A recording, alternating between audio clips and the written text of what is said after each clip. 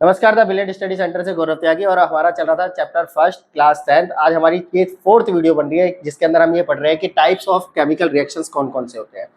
तो हमारी बात है कि टाइप ऑफ केमिकल रिएक्शन कौन से होते हैं। लास्ट टाइम हमने ये पढ़ लिया था कि बैलेंस कैसे करा जाता है। ओके, तो बैलेंस के बाद आज हम सबसे पहले पढ़ेंगे कॉम्बिनेशन रिएक्शन क्या होती है। अगर हम कॉम्बिनेशन रिएक्शन की बात करते हैं तो कॉम्बिनेशन रिएक्शन वो होती है जिसमें दो या दो से ज्यादा रिएक्टेंट्स को आपस में मिलाया जाता है और एक सिंगल प्रोडक्ट हमारा तैयार होता है। तो हम कह सकते हैं combination reaction in which is the two and the more substance combined to the form of the single new compound is called the combination reaction। तो यानी कि मान लेते हैं हमारे पास ए और बी दो रिएक्टेंट है और इन दोनों रिएक्टेंट को मिलाया और मिला के हमारा क्या तैयार हो गया, एक नया कंपाउंड तैयार हो गया। ठीक है, तो उसी को हम क्या बोलते हैं, कॉम्बिनेशन रिएक्शन कहते हैं। कॉम्बिनेशन रिएक्शन के कुछ एग्जांपल लेते हैं। जैसे मैंने सबसे इंपॉर्टेंट एग्जांपल ये है, इसके ऊपर 3 से 4 क्वेश्चन एग्जाम में आ जाते हैं। तो सबसे पहला आता है कैल्शियम ऑक्साइड। ठीक है, कैल्शियम ऑक्साइड अगर आप लेते हो और उसके अंदर वाटर मिला देते हो तो आपका क्या बन जाता है, कैल्शियम हाइड्रोक्साइड बन जाता है, साथ में हीट निकलती है। तो ये जो कैल्शियम हाइड्रोक्साइड है ये बड़े काम की चीज है। इस कैल्शियम हाइड्रोक्साइड को ही आप क्या कहते हो, पुताई कहते हो। जो घरों में छत पे करी जाती है ना उसे पेंट पुताई, और उसमें जो चमक आती है वो 2 से 3 दिन बाद आती है।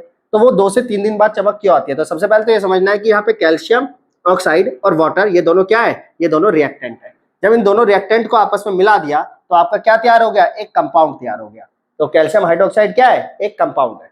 क्लियर। अब ये जो कैल्शियम हाइड्रोक्साइड है अगर ये कार्बन डाइऑक्साइड से रिएक्ट कर ले, क्या कर ले, कार्बन डाइऑक्साइड से रिएक्ट कर ले तो ये बना देता है कैल्शियम कार्बोनेट।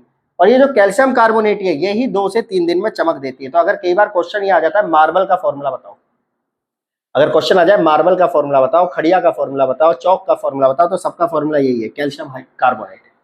ठीक है, तो जो कैल्शियम कार्बोनेट होता है वो कैल्शियम हाइड्रोक्साइड से कार्बन डाइऑक्साइड के रिएक्ट करने पर बनता है। और ये हमें क्या देता है, ये हमें शाइनिंग सरफेस भी देता है जिसको हम मार्बल बोल देते हैं। क्लियर। ओके, इसके अलावा हमने कुछ और एग्जांपल लिए, जैसे कॉम्बिनेशन ऑफ कॉइल, कि कॉइल को अगर बर्न करते हैं तो क्या होता है। तो एक्चुअल में कोई भी फ्यूल जब हम बर्न करते हैं तो उसमें से हीट निकलती है। ठीक है, साथ में कोई ना कोई गैस निकलती है। तो C4 कार्बन यानी ये कोयला है, ऑक्सीजन, दोनों को कंबाइन करोगे तो ये दोनों क्या है, रिएक्टेंट। तो इसका प्रोडक्ट क्या है, कार्बन डाइऑक्साइड। तो कोयले को अगर हमने बर्न करा तो कौन सी गैस निकली, कार्बन डाइऑक्साइड। अच्छा, कार्बन डाइऑक्साइड के 2 यूज बता सकते हो। पहला यूज होता है केक को फ्लफी बनाने में, ठीक है, दूसरा होता है आग को बुझाने में। ठीक है, ओके। इसके बाद आता है combination reaction for hydrogen and oxygen. अगर आप हाइड्रोजन को और ऑक्सीजन को कंबाइन करोगे तो क्या बन जाएगा, वाटर बन जाएगा। ठीक है, तो जो आपका हाइड्रोजन और ऑक्सीजन है ये दोनों क्या है, रिएक्टेंट। वाटर क्या हो गया आपका, कंपाउंड। तो अब ये डेफिनेशन क्लियर हो जाती है कि जो कॉम्बिनेशन रिएक्शन होती है वो 2 या 2 से ज्यादा रिएक्टेंट के मिलने पर जब एक प्रोडक्ट, और प्रोडक्ट क्या होगा आपका, कंपाउंड तैयार होता है, तो उसे हम कॉम्बिनेशन रिएक्शन कहते हैं। क्लियर। ओके, इसके बाद हमारा आता है सेकंड, जिसे हम बोलते हैं डीकंपोजिशन रिएक्शन। तो डीकंपोजिशन रिएक्शन वो होती है जिसके अंदर हम किसी जो आपका कंपाउंड है उसे तोड़ते हैं। तो कंपाउंड को किससे तोड़ा जाएगा, कंपाउंड को हथौड़ा मार के नहीं तोड़ना है, कंपाउंड को तोड़ना है हीट से। कंपाउंड को तोड़ना है हीट से। तो हीट कितने तरह की होती है, हीट 3 तरह की होती है। ठीक है, एक होती है डायरेक्ट हीट, एक होती है लाइटिक हीट जिसमें हम लाइट का इस्तेमाल करते हैं, एक होती है इलेक्ट्रिसिटी से तोड़ने वाला हमारा। ठीक है, तो तीनों हीट के बारे में हम यहाँ पढ़ेंगे। ओके, तो सबसे पहले बात करते हैं कि डीकंपोजिशन रिएक्शन होता क्या है। तो those reaction in which a single substance break into the given 2 और मोर सिंपलर सब्सटेंस, जिसके अंदर हमारे पास एक सिंगल सब्सटेंस होता है यानी एक कंपाउंड होता है। उस कंपाउंड को जब हम हीट करते हैं, ये जो निशान है पता है किस चीज का है, इसे डेल्टा का निशान बोलते हैं, इसे डायरेक्ट हीट बोलते हैं।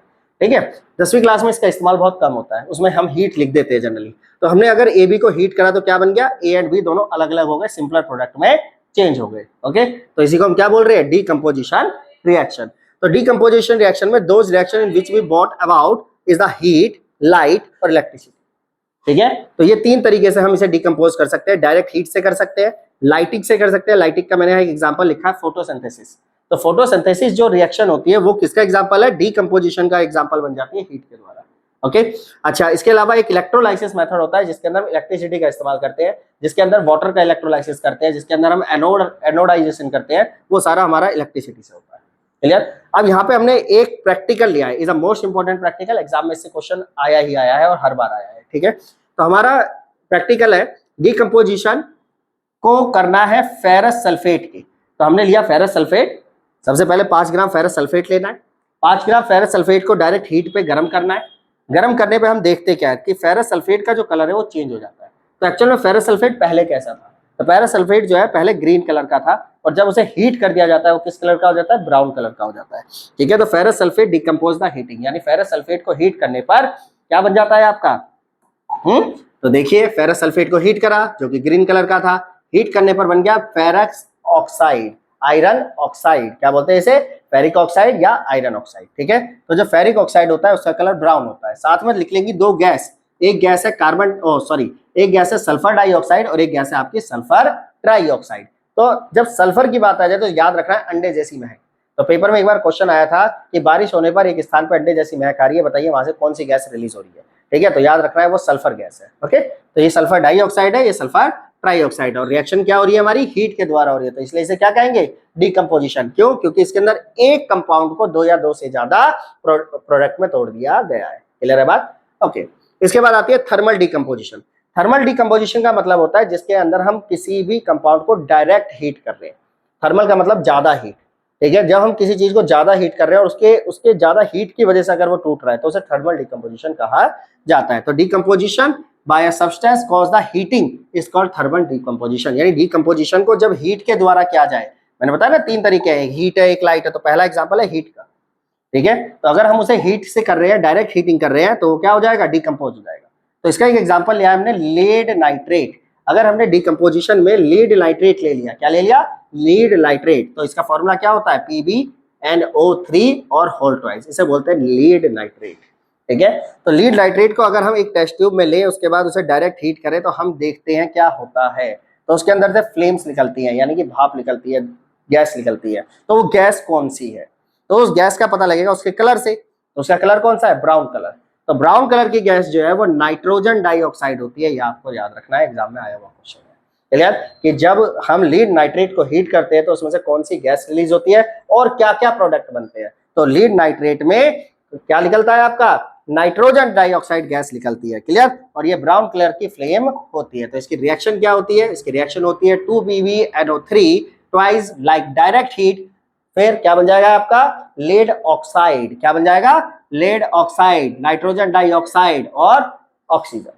समझ आ गई बात? तो इसका कलर कैसा होगा? इसका कलर ब्राउन होगा। इससे हमें पता लग जाता है ये लीड नाइट्रेट है। क्लियर है? तो वीडियो को लाइक करें, सब्सक्राइब करें। बची हुई केमिकल इक्वेशन के लिए सेकंड वीडियो नेक्स्ट जरूर देखें। Thank you.